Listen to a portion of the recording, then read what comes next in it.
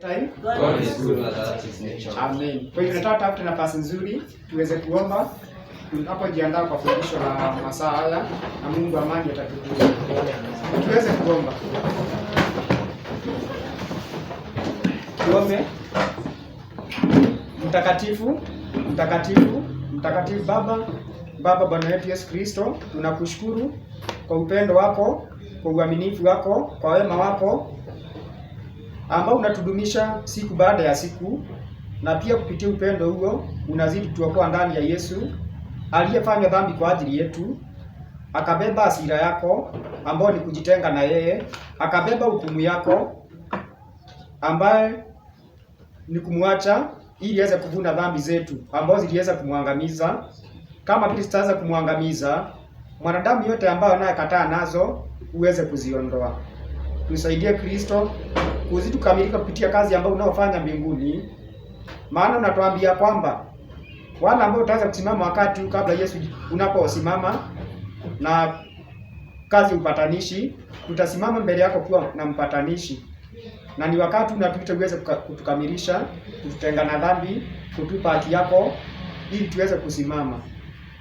Tunapoingia kwa fundisho la mchana huu, wacha Roho Mtakatifu akatuongoze, andaa akili zetu, mawazo yetu, tusaidie kuelewa, tukiomba utulie kutokana na ule mwovu shetani na malaika waovu wasije wakaiba neno lolote, bali iweze kupata nafasi ndani ya mioyo yetu ikatimize mapenzi yako. Nitumie tu kama chombo, na ni katika jina tukufu ya mwanao ambao ni Mwokozi wetu Yesu Kristo tumeomba na kuamini. Amen. Amen. Asante. Praise Jesus. Amen. Kwa hivyo nashukuru sana Bwana Yesu kwa nafasi ametubariki. Sabato iliyopita tuliangalia kuhusu tabia ya Mungu, lakini leo nataka tunapoendelea ndani hiyo fundisho tutaangalia kuhusu haki ya Yesu.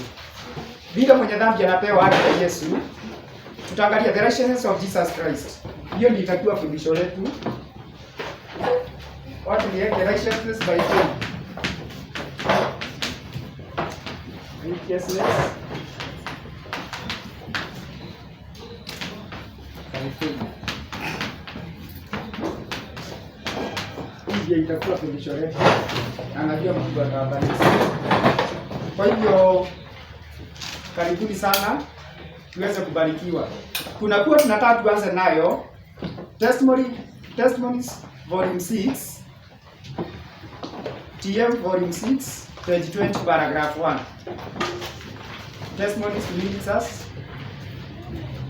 Yeah, 20, paragraph 1.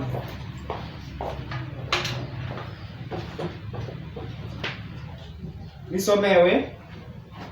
Alex, umefika? Tutaanza haraka, sina muda mwingi. Tuna risali moja tu na 15. Sasa nataka msikize vizuri. Tunaambiwa kuna mambo mawili ambayo watu wa Mungu wanafaa waweze kufunzwa, kuelimishwa, washike, kuhusu haki ya Yesu Kristo, na pia kuhusu tuko pamoja, na pia kuhusu tabia ya Mungu. Ni vitu viwili huwezi tenganisha. Mwanadamu yote anayekataa tabia ya Mungu anakataa pia haki ya Mungu. Umeshika? Kwa hivyo kama wakati mlango wa rehema unafungwa, kama utakuwa na haki ya Kristo, tuko pamoja, ni kusema utakuwa na tabia ya Mungu na utapotea. Utafanya nini? Tuko pamoja? Yeah, inasemaje? It makes me feel sad indeed. Unasoma ni kugani? Umesema TM 60.1. 60. Oh, 20 paragraph 1. Kwa haraka mtumishi. Ule amefika amsaidie. Sababu nataka tuende marathon kwa neema ya Mungu. Si ni kweli? 60 20 paragraph 1. Bali asema the truth. The truth. The truth of the third angel's message. Ukweli wa malaika watatu as presented by some as dry theory. Amen. Tunaambiwa ukweli wa malaika watatu umekuwa ukihubiriwa na wengine kama theolojia kavu, haina kitu. Dry theory. Endelea. But in this message is to be presented Christ the living one. Lakini katika ujumbe huu kunafaa kufunuliwa Kristo yule ambaye ako hai. Is to be revealed as the first and the last. Yesu anafaa kufunuliwa tu wa kwanza na wa mwisho. I am the I am. As the I am. Kama yeye aliye. The root and offspring of David. Ule mzao wa Daudi. and the bright and morning star. na ile nyota yenye kung'aa ya asubuhi. Through this message, the character of God in Christ is to be manifested to the world. Kupitia ujumbe huu, tabia ya Mungu inafaa ifunuliwe kwa dunia. The call is to be sounded. Mwito unafaa uitwe. O Jerusalem that bringeth good tidings, Yerusalemu uleta habari njema. lift up thy voice Inua sauti yako with strength. kwa nguvu. Lift it up. Inue, Be not afraid. usiogope. Say unto the cities of Judah, Iambie miji ya Yuda, behold your God. tazameni Mungu wenu. Behold, the Lord God will come with strong hand. Asante sana. Na kwa kitabu cha Isaia chapter 40, si kweli? Verse 9 to verse 11. Kwa tunaambia katika ujumbe huu, tabia ya Mungu inafaa ifunuliwe kwa nini? Kwa dunia. Pia kuna kitu inaitwa pia haki ya Yesu. Hebu soma hiyo the same book 19 paragraph 1. 16 paragraph 1. Inasema hivi, the Lord of heaven will not send upon the world his Kwa hivyo judgment. kuna vitu viwili lazima watu wa Mungu wafunuliwe, tabia ya Mungu na haki ya Kristo. Na tutaangalia vile tunapata haki ya Kristo kwa njia ya imani. Hiyo ndio itakuwa fundisho la wakati huu na najua Mungu atawabariki. Amen. Inasemaje 19 paragraph 1? The Lord God of heaven Bwana Mungu wa mbinguni will not send upon the world his judgments for disobedience and transgressions. Amen. Tunaambia Mungu hatatuma hukumu zake katika dunia kwa sababu ya kuasi sheria yake. Transgression. The only thing which can be transgressed is the law of God. Amen. Unaposoma 1 John chapter 3 verse si ni kweli? Verse 4. Inasema yule ambaye ana transgress yule anavunja sheria ya Mungu. Kwa hiyo tunaambia Mungu hatatuma hukumu zake duniani kwa sababu wanadamu wameasi sheria zake. Kabla hajatuma ulimwengu ujumbe wa kuwaonya, hajatuma walinzi wake, na walinzi wa Mungu watakuwa na ujumbe wa tabia ya Mungu na haki ya Kristo. Hauwezi tenganisha. Tuko pamoja? Hamwezi fanya nini? You cannot separate the two. Endelea. He will not close up the periods of probation until the message shall be distinctly proclaimed. Mungu hatafunga mlango wa rehema kabla ujumbe hujawekwa waziwazi. Ujumbe gani? Wa haki ya Kristo na tabia ya Mungu. Hebu endelea. The law of God is to be magnified. Sheria ya Mungu lazima inuliwe. Mkumbuke la saba tuliona ya kwamba tulisoma kitabu cha Disciple of Ages, ile Sabbath ilikuwa sehemu hii. La Sabbath but once ndio. Tuliona ya kwamba katika Disciple of Ages 308 paragraph 1. Wakati Mungu alitangaza amri 10 mlima Sinai, alikuwa anatangazia Israeli tabia yake. Umeshika? Ili waone tabia yao mbaya, walinganisha na tabia ya Mungu, waamua ama watakubali ya Mungu. Kwa hivyo tabia ya Mungu inaelezewa na 10 commandments. Hakuna mahali Mungu anavunja sheria yake yoyote ili aokoe mwanadamu ama atimize haki yake. Tuko pamoja? Na tukaona kwamba dhambi yenyewe ndio inaangamiza. Si dhambi yenyewe inaangamiza, dhambi yenyewe haihitaji Mungu akuadhibu. Dhambi yenyewe ina punish. Sin punish. Na kila dhambi inaweza fanyia mwenye dhambi ni kumuua. Si kweli? Hiyo tuliona la saba. Endelea. His claim must be presented in their true light. Amen. Madai ya sheria ya Mungu inafaa iwekwe katika mwangaza wake wazi. Sacred character. Tabia yake takatifu. That the people may be brought to decide for or against the truth. Amen. Ili watu waamue watasimama upande wa Yesu ama upande wa Shetani. Endelea. Yet the work will be cut short in righteousness. Na hata hivyo kazi itakatwa kwa ufupi. Kwa hivyo ujumbe wa haki ya Kristo ndio unafunga kazi. Ukiwa na tabia ya Mungu, unaelewa vizuri. Na hii iko hata kwa Biblia, Roman 9 verse 28. Inasema you cut his work short and in righteousness. Kwa hivyo ujumbe wa haki ya Kristo ndio unakuja kukata kazi. Unanielewa vizuri? Unakuja kukata kazi. Mali endelea. The message of Christ's righteousness is to be sound from one end of the earth to the other. Amen. To prepare the way of the Lord. Ujumbe wa haki ya Kristo unafaa utangazwe kutoka mwisho wa dunia hata mwisho wa dunia. Si ni kweli? To prepare the way of the Lord. Asante, andaa ikuja kwa Yesu. Kwa hivyo kuna vitu mbili tumeona kwa hizo mbili. Tumesoma quote ya kwanza gani? 20 paragraph 1. Tukasikia wengi wamekuwa kihubiri ujumbe wa malaika watatu kama kitu hakuna kitu. Dry theory. Unashika? Lakini ndani ujumbe Yesu anafaa onekana yule aliye hai. Na neno la Mungu atuambia kwamba neno la Mungu katuambia kwamba ndani ya ujumbe huu tabia Mungu inafaa ifunuliwe ndani ya Kristo. Na Yerusalemu ndiye anaambiwa, wewe hubiria habari njema, paza sauti yako kwa nguvu, iambie miji ya Yuda, behold your God. Asante sana. Namaliza kusema hivi. Maliza. This is the glory of God which closes the work of the third angel. Amen. Kwa hivyo kuhubiriwa kwa haki ya Kristo ni utukufu wa Mungu ndio kufunga ujumbe wa malaika watatu. Kwa hivyo huwezi tenganisha haki ya Kristo na ujumbe wa tabia ya Mungu. Hebu nirudie tena. Hauwezi tenganisha ujumbe wa tabia ya Mungu na haki ya Kristo. You can never separate them. Ndio tumeona katika hizo nukuu.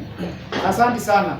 Sasa tunapoangalia kuhusu jinsi Mungu anatupatia kuamini, na niseme hiyo ndio ya greatest need. Our great need.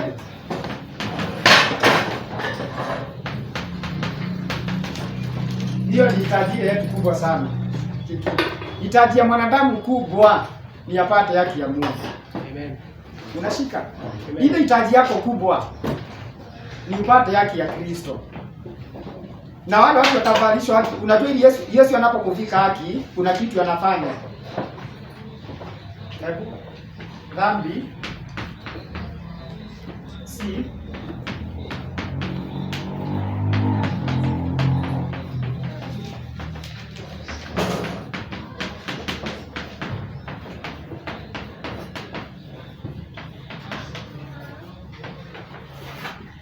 ati dhambi inafanya nini? Sin is forgiven then covered. Unasikia? Mtu Yesu anapokuvika haki yake, kwanza dhambi yako inasamehewa. Umeshika vizuri? Na jambo la pili inafunikwa. Na hii ndiyo baraka kila mmoja wetu anafaa aliye. So dhambi yako imesamehewa. Imefunikwa na damu ya Yesu. Tuko pamoja? Sababu kama dhambi yako itasamehewa na ikafunikwa, Yesu kuwa blotted out. Na hii ndiyo kazi ya mwisho ya Yesu. Dhambi lazima isamehewe. Jambo la pili kikifunikwa na damu ya Yesu, jambo la mwisho ikuwe blotted out. Nataka tusome hii mafungu kwa Biblia kwanza. Nifungulie kitabu cha Psalms 32 verse 1 and 2. Mshike vizuri. Mnajua hakuna amani nzuri. Usome. Hakuna, wacha niseme hivi. Hakuna kitu kizuri dunia hii kama dhambi yako ikiwa imesamehewa. Hakuna baraka kubwa inaweza pita hiyo. Na uwezi fikwa haki ya Kristo kabla dhambi yako itasamehewa na itafunikwa kiki. Umeshika? Mwisho itakuwa blotted out, itaondolewa. Sababu wale watu dhambi zao zijasamehewa, tuko pamoja, zinawafuata na zitakuja kuangamiza. Unaelewa? Na ndio mnaona tunakosa amani. Unaweza jua mambo mengi kabisa, lakini kama uko na dhambi kwa moyo, hakuna siku utakuwa na amani. Sure. Kabisa. Hata upewe mali ya dunia hii. Hata viongozi wa dunia kuna mambo inawasumbua. Wanafunika uso na furaha. Kiki. Hata wale maskini, watu wasumbuliwi na umaskini. Ule mtu unaona amelala pale kwa street, shida yake si hiyo anapitia ya nje. Ile kubwa ni ile dhambi iko kwa moyo ndio inamsumbua. Na soma? Usome. Nasema heri asamehewaye dhambi. Heri asamehewaye dhambi Na kusitiriwa makosa yake. Amen. Hiyo ni Psalms 32 verse 1. Inasema blessed is he who sins is forgiven. Amebarikiwa mtu ambaye dhambi yake imesamehewa. Na inasema amebarikiwa yule ambaye dhambi yake imefunikwa. Kwa hivyo dhambi inasamehewa alafu inafunikwa na damu. Sasa badala ya Yesu akuone, anaona dhambi yako imefunikwa na damu ya Yesu. Si dhambi zako zinaonekana. Ndio mnaona hata Isaia aliposamehewa dhambi, aliyekwa kawa la moto akaambiwa your iniquity imeondolewa. Na Isaia angetuma akahubiri kabla hajasamehewa dhambi. Ndiposa Mungu anauliza tutamtuma nani? Isaia 6 verse 8, si ndio? Yes. Anasema whom shall we send? Isaia anasema here I am, send me. Mungu hawezi kutuma wakati bado uko na dhambi na unaanza kuokoa watu wako na dhambi. kama wewe. Tuko pamoja? He cannot send you. Kwa hivyo lazima uwe kwanza uwe umesamehewa, imeondolewa kabla uambie wengine. Praise Jesus. Amen. Tunaangalia jinsi tunapata haki ya Kristo. Na unapopata haki ni kusema kwanza dhambi imesamehewa, imefunikwa na damu ya Yesu na unapatiwa kitu kingine huku anacho. Umeshika vizuri? Duniani tunakujanga na manguo machafu. Kila mwanadamu anazaliwa akiwa mwenye dhambi. Akiwa na carnal mind. Akiwa na vazi chafu. Kila mwanadamu anazaliwa akiwa mwenye dhambi. Hiyo ni Isaia 64 verse 6. Andikeni, inasema matendo yetu ya haki ni mavazi machafu na maovu yetu inatuondoa.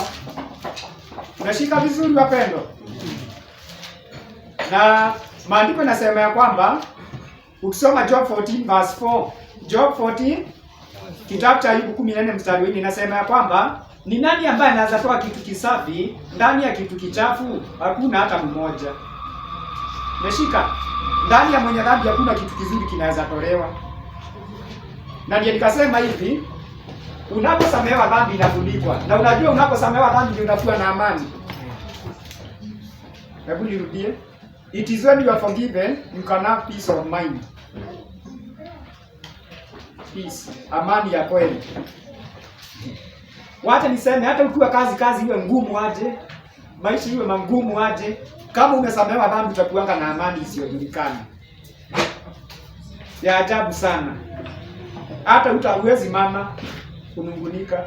Unaona kama Job alikuwa amesamehewa dhambi zake.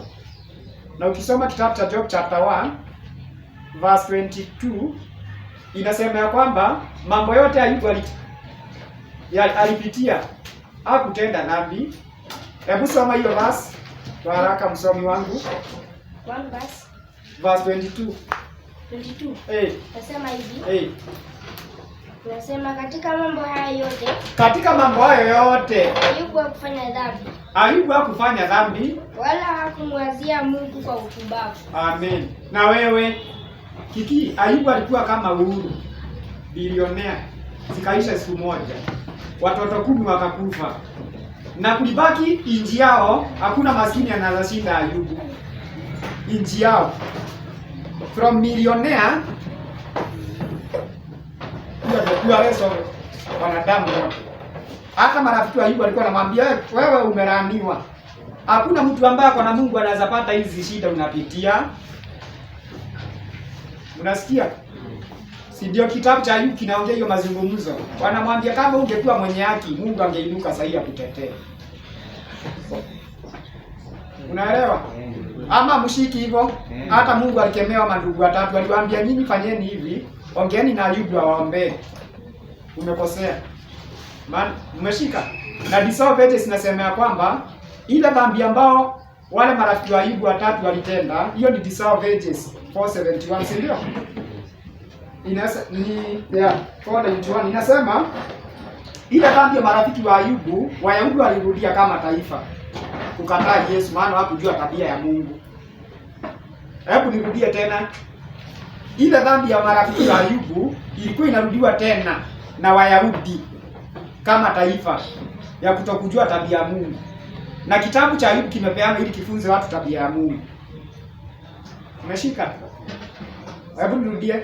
Kitabu cha Ayubu kimepeana ili kifundishe watu tabia nani? Ya Mungu. Muwe mnakisoma sana, mzee. Ili wakati watu wanapata na mambo huku, mnaweza kuwaelezea wasimwekelee Mungu upumbavu. Si tumesikia Ayubu hakuwekelea Mungu upumbavu wala hakutenda dhambi, sababu alijua tabia ya Mungu, hata kama si kama wale tutaishi kipindi hiki cha mwisho.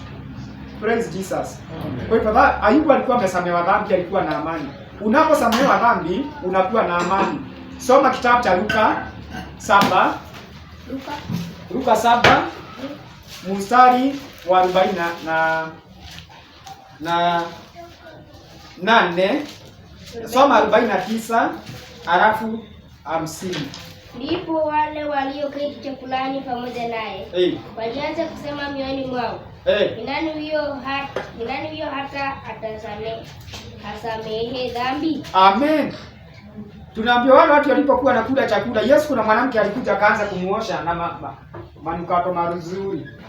Unajua ukichukia dhambi, umeshika. Mtu anayesamehewa dhambi huwa anaichukia kabisa. Huwezi rudia dhambi. Dhambi unayosamehewa ni dhambi umeichukia hata huwezi itenda. Hatieni ukufe kuliko itende tena. Huyu mwanamke alichukia dhambi ya maisha yake maovu, alienda akachukua ile pesa, akanunua manukato ya gharama, akaenda kuosha Yesu nayo. Akilianga. Umeshika?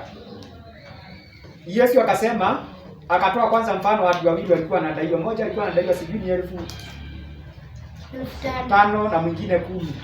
Akaulizwa wote hawakuwa cha kulipa. Ni kweli sisi wenye dhambi hatuna kitu tunazalipa Mungu. Lakini wakasamehewa wote. Yesu akauliza nani atapenda zaidi? Ni yule amesamehewa nyingi.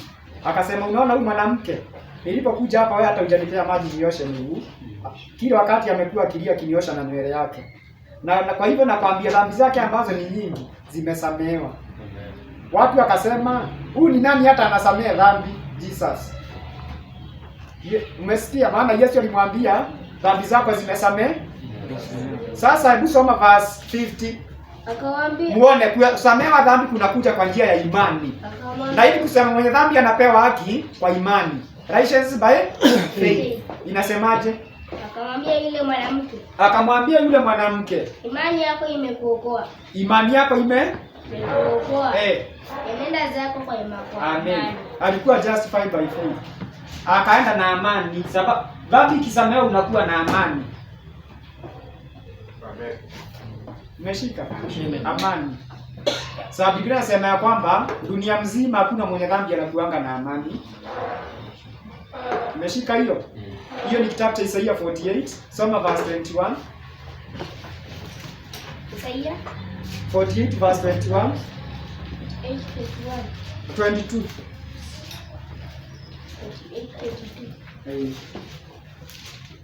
Baraka mnamsaidia. Hapana amani kwa wabaya, asema Bwana. Amen. Kizungu kinasema there is no peace to the wicked, says my God. Mnaona hao watu kina uhuru.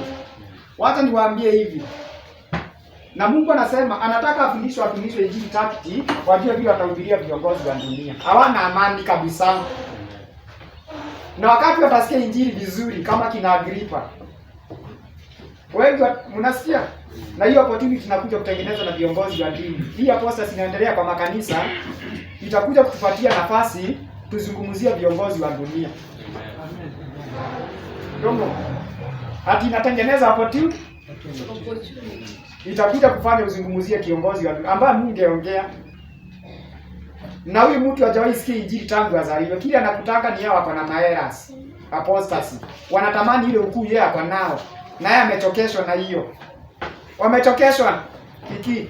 Viongozi wa dunia wamekuta mali wapei amani. Na ndiposa hata hii kanisa iungane na serikali. Serikali itakuwa imekosa otherwise. Hawajai kutana na the true gospel. Wasikie difference. Unanielewa? Hawajai kutana nini? True gospel. Kina Agripa alikuwa anasema huyu mwanaume amefungwa na nyororo. Hata hakustahili afungwe hizi nyororo. Lakini kwa sababu ameapili kwa Caesar, tungemfungua lakini ashaapili. Mnanielewa? Walikuwa nasikia injili mara ya kwanza. Wafalme wanatetemeka, kina Agripa, kina Felix. Kwa hiyo mwenye dhambi anaposamehewa dhambi, anakuwa na amani, peace. Anakuwa na nini? Na amani. Yeah. Sasa kuna nukuu tunahakikishiwa hapa. Kwanza tunaambiwa kuna mwanadamu anaweza okoa mwenzake. Nataka unisomee fungu hili. Kitabu cha Zaburi 49, Psalms 49. Psalms 49 verse 6 to verse 8. Verse 6 nasema hivi. Inasemaje? Kwa hao wanaozitumainia mali zao. Si nimewaambia viongozi wa dunia mali haiwezi kukupea amani. Tunaambia kwa hao wanaozitumainia mali zao na kujisifia wingi wa utajiri wao. Na kujisifia wingi wa utajiri wao. 7. Ndiyo 7. Hakuna mtu awezaye kumkomboa ndugu yake. Amen. Hakuna mtu awezaye kumkomboa ndugu yake. Wala kumpa Mungu fidia kwa ajili yake. Amen. Wala kumpa Mungu fidia, kizungu natumia jina inaitwa ransom. Ransom inaitishanga ni kama alisaba. Si ndio? Ama wakishika mtoto wa bilionea, anamwambia ukitaka huyu mtoto wako tusiue, tupatie bilionea. Zitatoshana na Ransom. Hapo ni yen. Hapa. Hii ni yen. Ransom. Imagine. Mami. Tunaambiwa kwa wale wanaotumainia mali, hakuna mtu anaweza toa mali kwa ajili ya nafsi ya ndugu yake. Maana neno inasema maana gharama, endelea, inasema nafsi zao ina gharama. Haina budi waziache zipotee hata milele. Maana fidia ya nafsi zao ina gharama. Amen. Wapenda, mnajua there is nothing precious than your soul. So, tunaambiwa mali ya dunia yote ikusanywe iwezi okoa moyo mmoja. Ukisoma ile 60 tulikuwa tunasoma. Mali yote ikusanywe ya duniani iwezi okoa nafsi moja. Ili muone ujumbe wa kuhesabiwa kwa imani, ndugu yangu, ndiye kila kitu. Watu wameshindwa na dhambi. Tutapataje msamaha? Tutapata wapi amani ya mbinguni? Because hata Step to Christ inasema what you need is a peace, forgiveness of sins. Tuko pamoja? Uwe na amani. Hata shida ijaje, ule mtu amesamehewa dhambi hata haogopa. Hata climate change ikuje, maana mnajua climate inakuja kuchange. Ukisoma Psalms 46 inasema hata watu wametengwa na dhambi watasema Mungu kwetu ni kimbilio. The Lord is our refuge in the time of trouble. Hatutaogopa. Hata kama milima itakuwa inaanguka kwa bahari, climate lazima itachange. Hakuna njia ya kutoroka. Dhambi inaendelea kubadilisha maumbi. Na ndiye nikasema ili uweze kusimama mbele ya kiti cha enzi kile kikubwa, lazima uvikwe haki ya Kristo. Maana tabia kwanza ambayo inaonekana mbinguni. Kuna swali Yohana aliulizwa. Nani? Yohana. Hebu fungua Revelation chapter 7. Revelation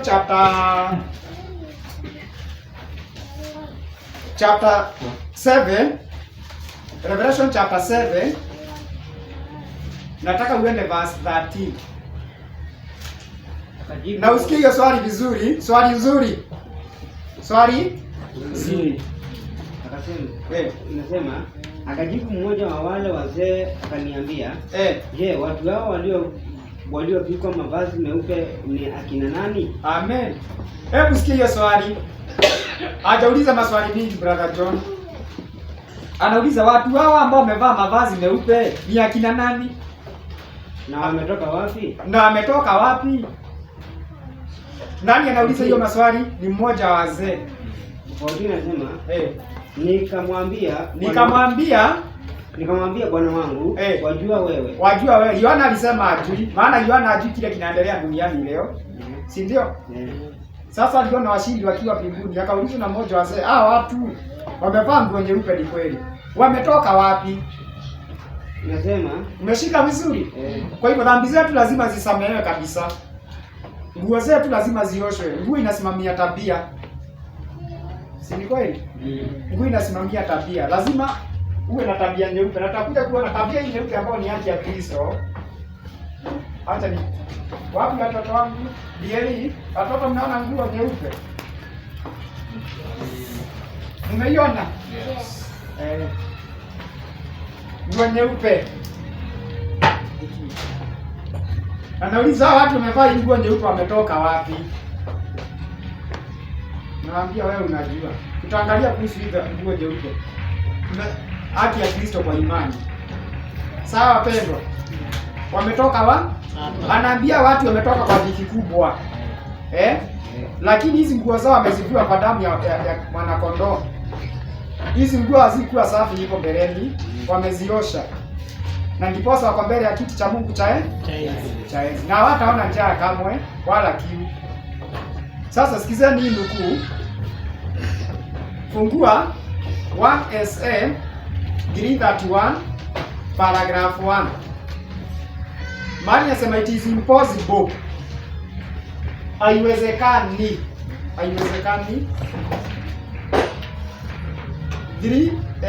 1 SM 331 paragraph 2. Haya. It is impossible tunaambiwa haiwezekani for man to save himself. Amen. Haiwezekani mwanadamu ajiokoe. Unajua Wakikuyu wanasema hata ikaje weteile uongo hiyo. Ni nini?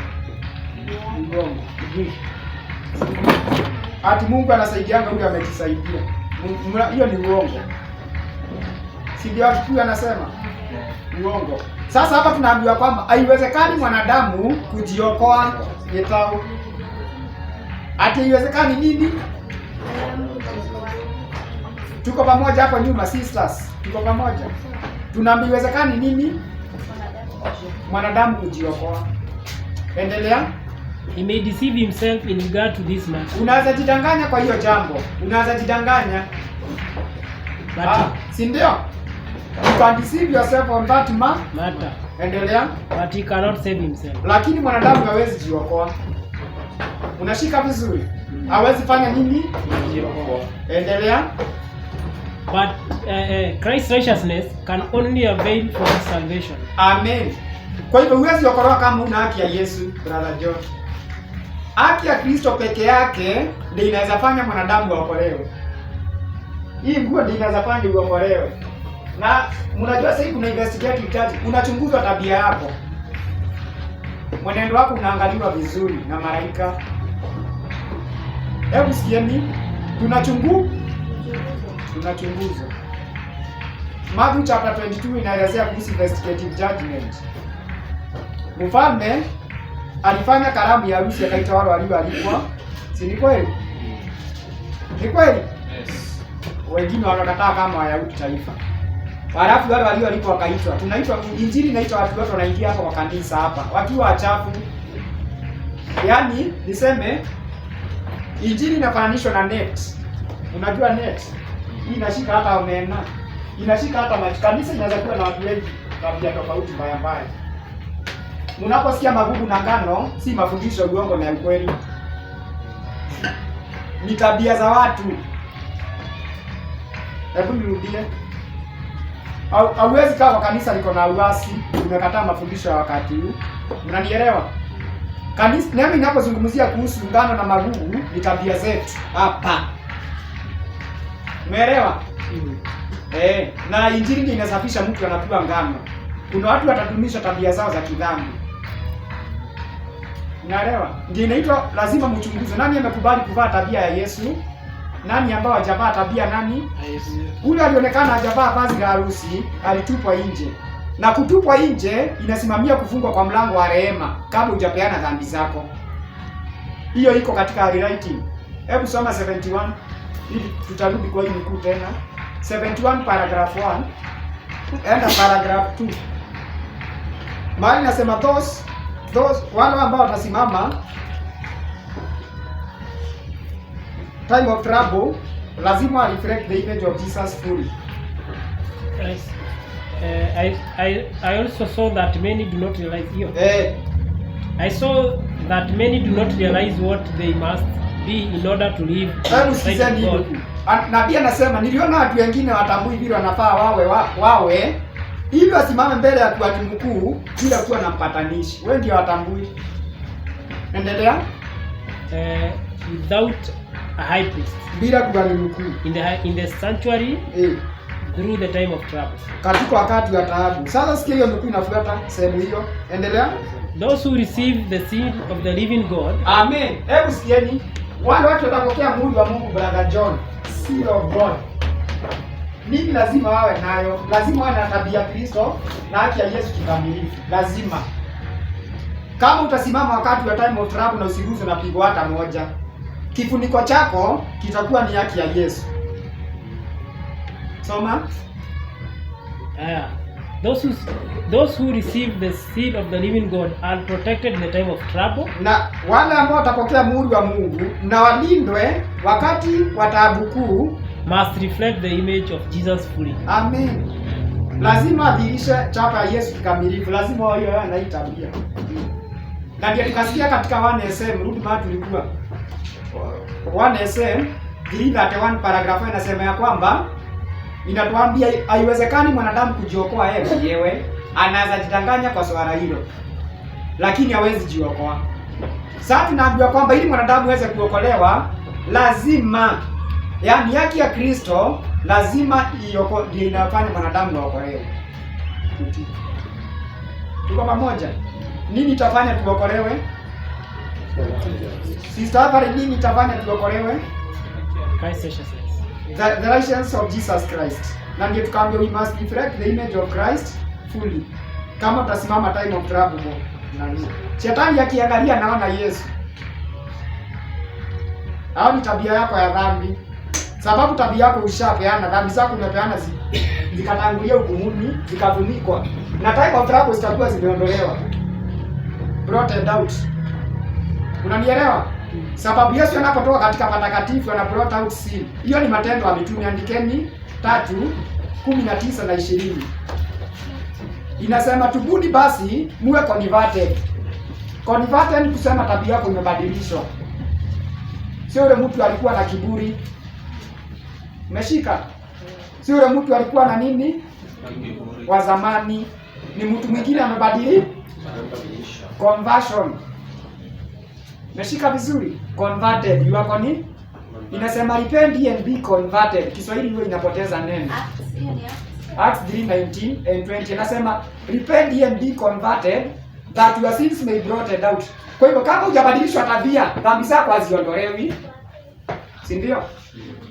Ukitaka kujua dhambi zako zimeondolewa, unakuanga converted. Si ule mtu bado wa zamani.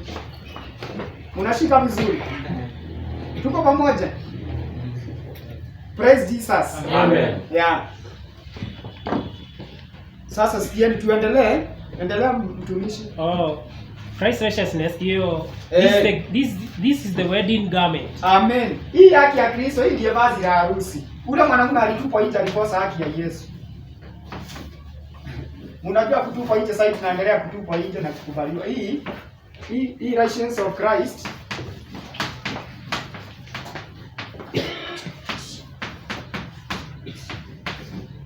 Hii sikieni ndiyo wedding garment. Hii vazi la harusi kiki. Hii bila haki ya Kristo huwezi ingia mbinguni. Huwezi ingia mbinguni na vazi ya duniani, John. Mtumishi, huwezi. Tunaambia this is a wedding garment. And malizia In which you may appear as a welcome guest. Amen. Unajua kuna mgeni mkaribishwa.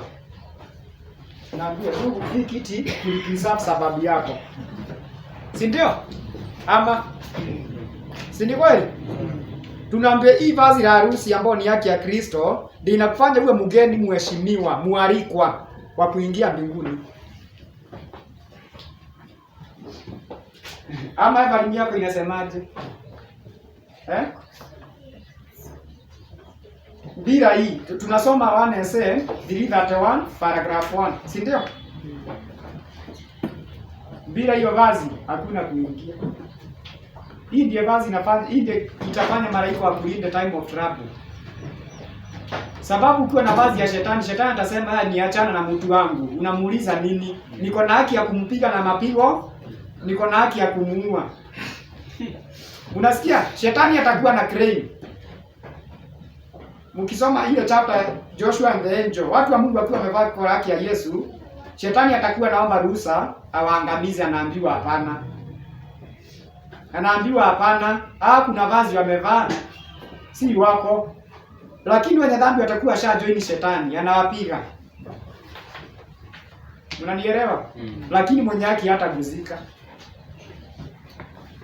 Nasema Mungu anatuma malaika zake, anasema ni heri atume malaika wake wote kutoka kwa utukufu kuliko aache mtu mmoja ambaye amevikwa haki ya Yesu aangamizwe na shetani. Kwa hivyo wapenda, kuna hatari iko mbele yetu. Uko na vazi la haki. Uko na vazi la haki ya Kristo. Ama uko na vazi la yako ya kidunia ya dhambi. Praise Jesus. Yeah. Malizia hilo fungu. Kwa hivyo tumesikia this is a wedding garment in which you may appear as a welcome guest at the marriage supper of the Lamb. Ile chakula cha jioni cha mwana kondoo. Hiyo ndiye vazi la harusi. Itakufanya uwe kama mgeni mwalikwa wa chakula cha jioni cha mwana kondoo. cha nani? Cha mwanakondoo. Sasa tunaambiwa hebu soma, let faith take hold of Christ without delay. Wacha imani ishike Yesu bila kuchelewa. And you will be a new creature in Jesus. Na utakuwa kiumbe kipya katika Yesu. A light to the world. Amen. Nuru ya dunia. Kwa hivyo huwezi kuwa nuru ya dunia kama hujashika haki ya Yesu kwa imani. Amen. Sababu unajua dunia inafaa ione. Dunia inafaa ione. Hebu nirudie. Dunia inafaa ione kitu tofauti ya wana.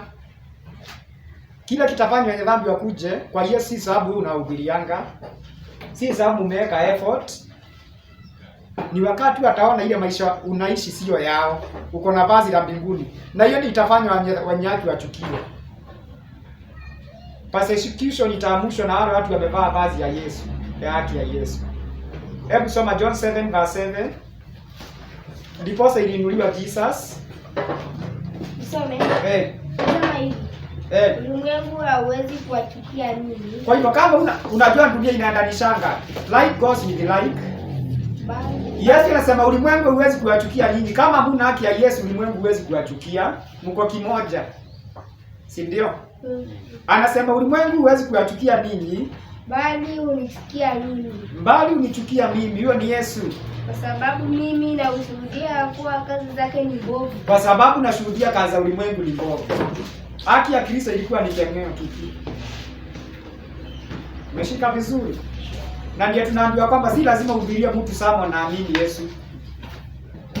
Ama uende uambie mlevi, unajua ni mlevi utapotea. Si lazima. Hebu nirudie tena. Although iko na bahali pake. Si lazima uambie mlevi, unajua ni mlevi na ulevi utakuua upotee. Kuja saidia huyo mlevi. Nataka nisome miguu iko hapa.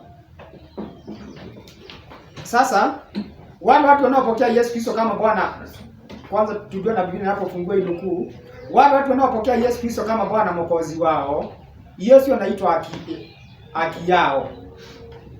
Nisomee Yeremia 23:6. Umeshika? Na kanisa likiwa limevikwa haki ya Yesu inaitwa Mrs. Jesus. Mrs. Jesus. Yeremia 23:6. Nasema hivi. Nasema katika siku zake Yuda. Katika siku zake Yuda ataokolewa. Amen. Endelea. Na Israeli atakaa salama. Na Israeli atakaa salama. Na jina lake atakaloitwa ni hili. Na jina ambalo Yesu anaitwa ni hili. Bwana ni haki yetu. Amen. Amen. Hebu nisomee King James Version, Jeremiah 33:16. Kanisa linaitwa she. She si ni mwanamke. Si ni mwanamke. Si ni mwanamke. Kichwa. Si ndio? Mwanaume anaitwa hii. Jeremiah 23:6 tunasikia Yesu anaitwa he shall be called the Lord our righteousness. Na ukiangalia Biblia zote imeandikwa capital letters. Ni kweli? Si ndio? Imagine. Sasa soma. Kanisa linaitwa the Lord our righteousness. Inaitwa Mrs. Jesus. Jeremiah 33:16. Soma. Kizungu, Kiswahili kuna wanakosa hawajui kusema she. In those days. Umesikia? Kiswahili haina she. Haina nini? Ina she. Soma. Kiswahili inakosa nini? She. She kusema na Kiswahili kusema aje? Na Kiswahili. Huwezi sema. Ndio. Soma na Kizungu basi. In those days. Katika siku zile shall Judah be saved. Yuda ataokolewa. And Jerusalem shall dwell safely. Na Jerusalemu atakaa salama. And this is the name wherewith she shall be called. She ni mwanamke. Kanisa litaitwa the Lord our righteousness. The Lord our righteousness. Kwa hivyo dunia hizi wako isipokuwa wale wako na haki ya Yesu. Hebu nirudie na ushike vizuri. Kwa hivyo huwezi kuwa gospel minister kama una haki ya Jesus. Mungu hawezi kutuma ukamwakilisha duniani kama una haki ya Jesus. Fated. Unasikia? Si ndio? Anasema the church will be called, she shall be called the Lord Imagine. Kwa hivyo dunia haiwezi pata injili isipokuwa kupitia kanisa, wale wako na haki ya Yesu, na ndio anaandaliwa ili wapeleke ujumbe wa mwisho. Kilio kikuu kitatangazwa na wale watu wako na haki ya Yesu. Sasa twende, mafungu ni nyingi. Andikeni Romans 13:40. Tunapovaa haki ya Yesu, tunakuwa tumevaa Yesu mwenyewe. Haki ya Yesu kitu tuna separate na Jesus. Romans 13:40 inasema mvaeni Yesu Kristo. Na unapovaa Yesu, kuna kitabu cha Efeso inakuanga 6. Kinasema vaeni silaha zote za Mungu. 6:12. Si ndio kweli?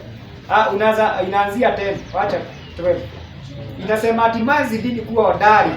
Be strong in the Lord and in his power. Si ndio? Sasa na unaambiwa vaa silaha za Mungu zote. Kuambiwa vaa silaha zote za Mungu, unaambiwa vaa Yesu tu. Si unaenda unachukua silaha moja, unaenda unachukua ingine pale. Hapana. Tunapoambiwa tuvae silaha za Mungu, tunaambiwa tuvae haki ya Yesu, na tunapovaa haki ya Yesu, tunavaa Yesu mwenyewe. Unanielewa? Praise Jesus. Amen. Soma Romans 13:14. nasema bali mvaeni Bwana Yesu Kristo. Amen. Inasema mvaeni Bwana wetu Yesu Kristo. Wala msiangalie mwili. Hata kuwasha tamaa zako. Kama hujavaa Yesu utakuwa unaangalia mwili. Mtuko. Kama utavaa nani? Utakuwa unaangalia mwili na washa tamaa zake. Kabisa watu hawajavaa Yesu wanafikirianga mambo ya mwili. Si hiyo ni Romans chapter 8. Inasema wale wafuatao mwili ufikiria mambo ya mwili. Wale wafuatao roho ufikiria mambo ya roho. Na nani nasema hizi zimepingana? Huwezi fanya vile Mungu anataka. Si ndio? Katika Wagalatia ngapi? 5:16. Inasema fuateni roho na mtatimiza tamaa za mwili. Maana mwili unatamani ukishindana na Roho Mtakatifu, na Roho Mtakatifu anashindana na mwili. Kwa hivyo kuna makundi mawili duniani. Unaweza kuwa hapa na wewe ni wa mwilini, kama hujavaa haki ya Yesu. Si ndio? Praise Jesus. Amen. Asante. Andiko lingine, haki ya Yesu inafananishwa na kutahiri. Mbinguni hakutaingia mtu hajatahiri, au mwanamke ama mwanaume. Hebu nirudie tena. Na serikali hapo inaweza nishika. Si ndio? Wakinielewa kimwili. Mbinguni hakutaingia mtu hajatahiri. Kuvaa haki ya Yesu kunaitwa tohara. Brother Domo, tuko pamoja. Kuvaa Yesu kunaitwa nini? Kunaitwa tohara. Isaia 52. Nataka tusome verse 1 and 2. Tusome tu verse 1. Kwa haraka. Sasa haki ya Yesu inaitwa mavazi marembo na ndiye nguvu. Nguvu ya kanisa sio mambo nyingi, ni haki ya Yesu. Nguvu ya kanisa ni nini? Bwana nina mtakatifu wangu wa majia upamano unisafishe kabisa, unisafishe Mwokozi ndani na nje kwa moto utakavyo, ili dhambi ife kwangu, ife kwangu. Twende Isaia 52 verse 1. Nasema hivi. Sasa nirudie tena kidogo mwalimu. Nirudie tena. Haki ya Kristo inaitwa nguvu ya kanisa. Hebu nirudie tena wapendwa. Haki ya Yesu ndiye nguvu ya kanisa. Na nguvu ya mhubiri yote ambaye anatumwa aende akawakilishe nje. Haki ya Kristo ndiye nguvu yake. Na kama una hiyo utoboi. Ndiposa tukasikia Romans chapter 13 inasema bali mvaeni Bwana Yesu na mtatimiza mwili na tamaa zake. Amen. Umeshika vizuri? Na ndiye nikakuwa kitabu cha Ephesians chapter 6 verse 10. Inasema hatimaye ndugu zidini kuwa hodari katika Bwana. Be strong in the Lord and in his might. Si ni kweli? Sasa Isaia 52 Mungu anasema vaeni mavazi yenu marembo ambao ni haki ya Kristo, beautiful garments. Hebu soma. Amka, amka. Tunaambiwa amka. Jivike nguvu zako. Amen. Si ni kweli? Jivike nguvu zako. Nguvu za kanisa ni nini? Endelea. Sayuni. Jivike vazi yako mazuri. Amen. Your beautiful garment. King James nasomanga nasikia utamu. Kiki. Hebu soma King James. Awake, awake. Awake, awake. Put on thy strength. Put on thy strength. O Zion. O Zion. Put on thy beautiful garments. Amen. Vaa hiyo mavazi marembo. Haki ya Kristo ni mavazi marembo. Amen. Hii mbinguni ukivaa yuko mrembo sana. Duniani ndio watu watambui. Wanawake, Mungu anasema urembo wenu usio wa nje kama kushuka manywele, si ndio? Petro wa kwanza 3:3. Inasema bali urembo wenu uwe wa ndani. Hii haki ya Yesu muwe nayo. Ndiye inafanya mbingu ifurahie. Si ndio? First Peter chapter 3 verse 3, si ndio? Yes. Inasema wanawake wa zamani walikuwa wanavaa haki ya Yesu kama kina Sara. Hata wanaitwa ume zao Lord. Wakiwa na haki ya Jesus. Tunashika vizuri. Ukivaa haki ya Yesu mwanamke kiburi kinaisha kabisa. Sure. Utakuwa mwanamke ako na nini? Na heshima zake. Umenielewa? Si ni kweli? Sister, ukiwa na haki ya nani? Ya Jesus. Mungu anasema mavazi yenu marembo. Sayuni. Na anasema maana tangu sasa ukivaa haki ya Yesu, utaiko unaishi na watu wajatahiri. Inasema hapo hakutaingia watu wajatahiri. Hata mbinguni hakuingia watu wajatahiri. Hebu malize hilo fungu Kiswahili. Kwa maana tokea sasa hata ingia ndani yako. Hebu sikiani, ukiwa mchafu hujatahiri, na Yesu anaelezea imani. Ukisoma kitabu cha Marko 7, Marko ngapi? 7. Yesu anasema hivi. Ukisoma Mark 7:20,